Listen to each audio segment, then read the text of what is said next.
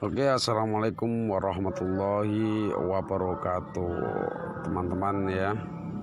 Ini saya akan menjelaskan tanda bulan sabit yang ada di titik bekam tertentu.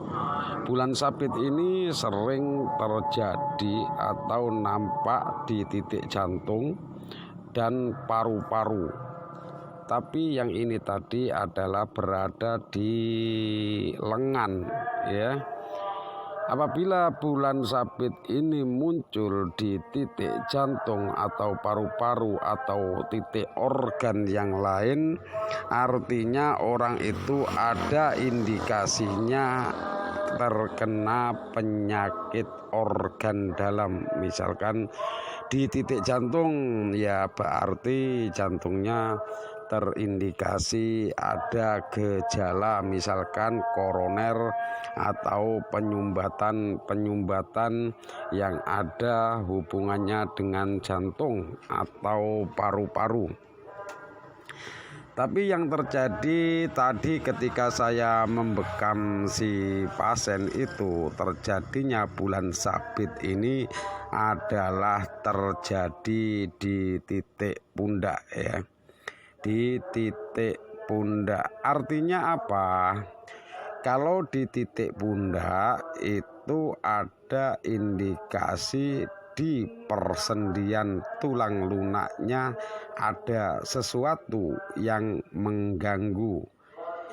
Kalau di persendian bisa terjadi itu adalah adanya gangguan non medis karena itu di persendian ya.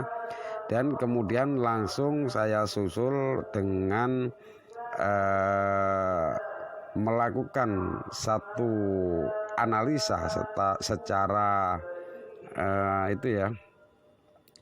secara supranatural. Saya analisa secara supranatural, ternyata itu betul non medis dan saya gabungkan dengan tanya jawab dengan si pasien ya. Tanya jawab kita bisa melakukan, misalkan ditanyakan tentang apa, pernah mimpi atau pernah mengalami sesuatu yang ganjil. Nah, kita gabungkan di situ, ternyata betul tadi positif ada non medis di tubuhnya. Termasuk gangguan yang saya rasakan dari efek aura yang negatif dari dalam tubuh itu tadi, ditandai mual ya, di mual pada diri saya maksudnya, dan ada bau-bau yang tidak sedap tadi yang sempat saya cium, saya rasakan ya. Juga ada perasaan merinding di bulu kuduk, merinding, terus perasaan kayak masuk angin. Jadi macam-macam perasaan yang tidak enak itu adalah juga menandakan adanya gejala-gejala non medis yang ada di dalam tubuh pasien. Tapi kalau bulan sabit itu tidak dibarengi dengan gejala-gejala misalkan merinding, mual pada diri si pembekam, artinya tanda itu adalah tanda sebagai penyakit medis biasa yang belum bisa terdiagnosa oleh medis, itu baru tanda ya. Dan tanda ini adalah bisa dianalisa, tapi analisa seperti ini tidak diajarkan di pelatihan manapun. Ini murni analisa saya karena dengan dasar apa? Seringnya terjadi, seringnya mengalami hal seperti ini, kemudian saya cocokkan dengan hasil atau kejadian setelah melakukan pembekaman. Biasanya kalau di area jantung dan paru-paru, orang itu saya arahkan untuk USG atau periksa barangkali jantung dan paru-parunya ada yang terganggu.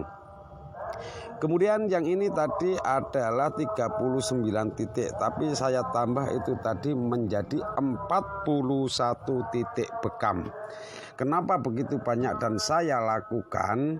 Karena orang ini adalah sudah sering berbekam, tapi tidak ada efek yang signifikan di situ. Karena apa? Karena daya tahan tubuhnya yang begitu kekar, badan besar, kemudian volume darahnya juga banyak, tensi tinggi, kolesterol dan asam urat juga tinggi. Dan orang ini mengalami stroke ringan yang beberapa hari badannya merasa kaku, tangan dan kakinya kaku. Kemudian saya lakukan pembekaman di titik umum muhib, juga dilanjutkan dengan di titik-titik kahlil dan turun ke bawah sampai kaki. Perubahannya adalah tidak begitu banyak.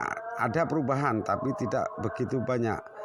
Berhubung tadi saya kepingin ini perubahan menjadi perubahan yang positif dan signifikan. Akhirnya orang ini setelah saya bekam punggung dan tiksar di tangan tadi, kemudian saya lanjut dan saya tanya orang ini masih merasa kuat. Saya lanjutkan sampai ke 39 titik. Setelah 39 titik ini masih merasa ada sedikit ganjalan, yaitu di pundak, dan kemudian saya lanjut di pundak juga di pipi. Kenapa di pipi? Di pipinya itu juga kena imbas stroke ringan itu, merasa panas di dalam, di dekat gusi.